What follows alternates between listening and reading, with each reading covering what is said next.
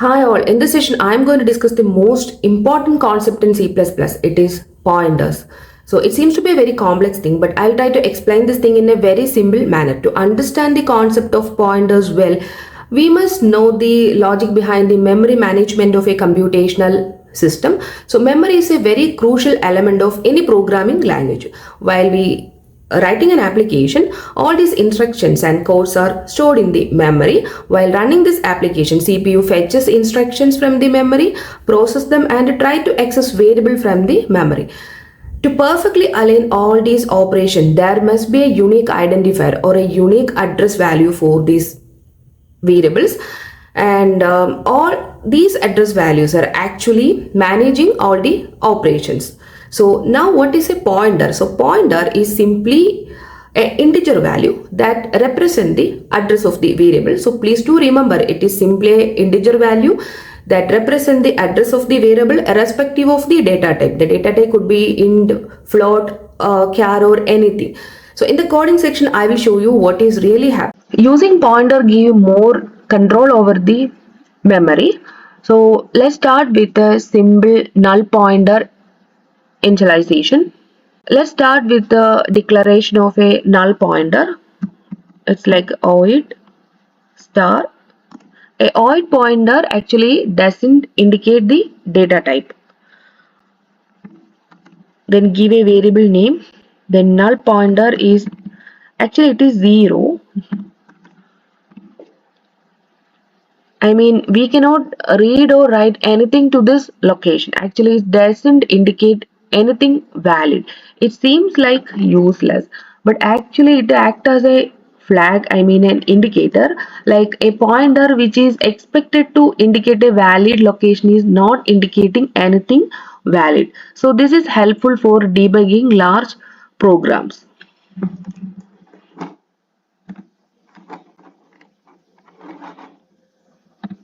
Now let's declare another pointer. So initialize a variable int a equal to 8. Then I can store this pointer as a void pointer or a integer pointer. So void pointer,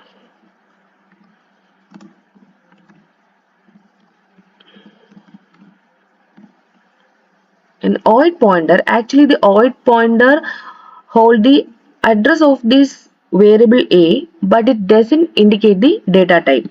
To get the address of this variable a, put this symbol and a. Okay. Now to indicate the data type of the variable, we must represent like this, an integer pointer.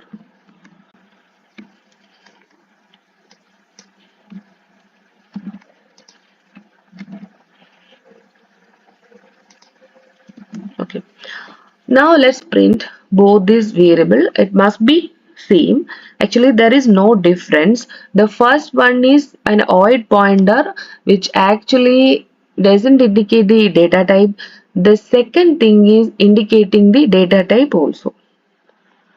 And another thing is we cannot define a pointer like this for this integer value.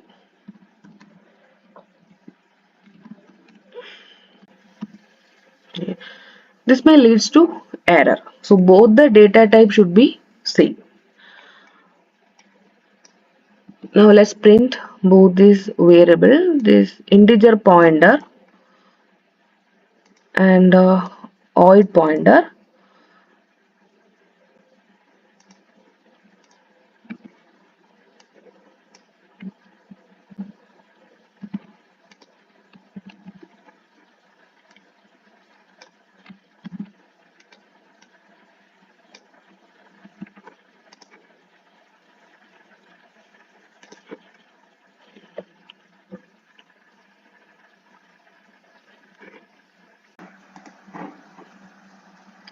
See, both these pointers are same. I mean, in both this pointer, we are actually getting the address of the variable. So now let's see what is residing inside this address location by viewing the memory.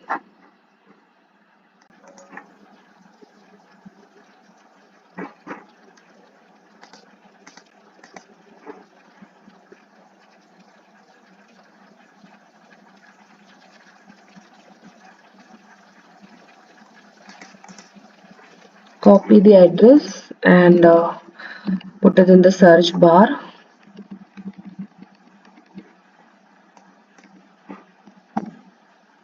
Okay, see, the variable in this address location, the variable A is stored.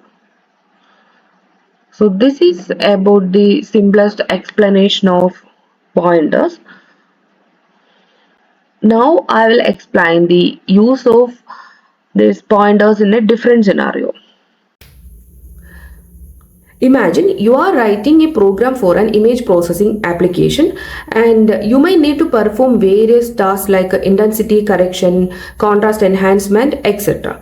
While doing programming, suppose if you are creating different variables for storing intermediate result, the memory consumption will quickly add up, especially for large image file.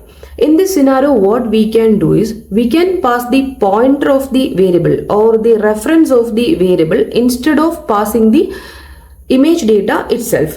By doing so, we can modify the variable residing in the memory location instead of changing the local copy. In the coding section, I will make this concept very clear.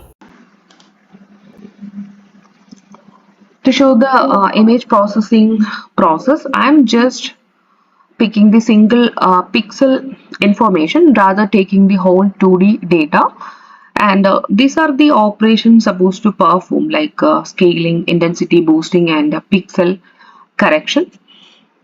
Initially I am passing the variable inside the function as such. I mean I'm not giving the reference, I'm not giving the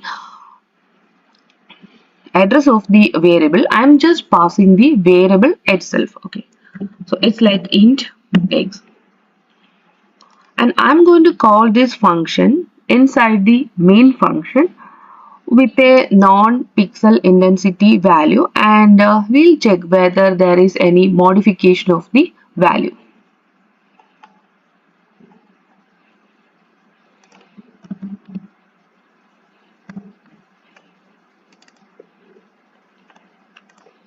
I'm giving an int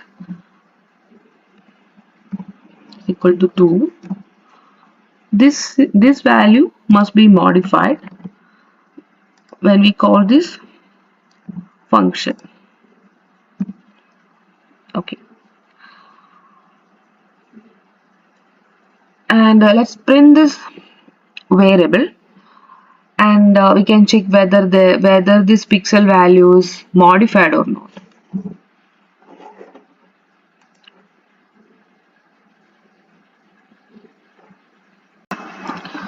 Okay, the value remains same.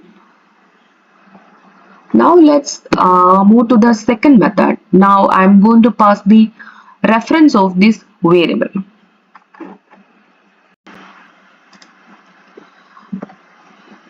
Okay, now I am passing the reference of the variable, I mean address location of the variable, instead of passing the value itself. X. Repeating the same process, I'm trying to modify the pixel information. So let's see what is going to happen.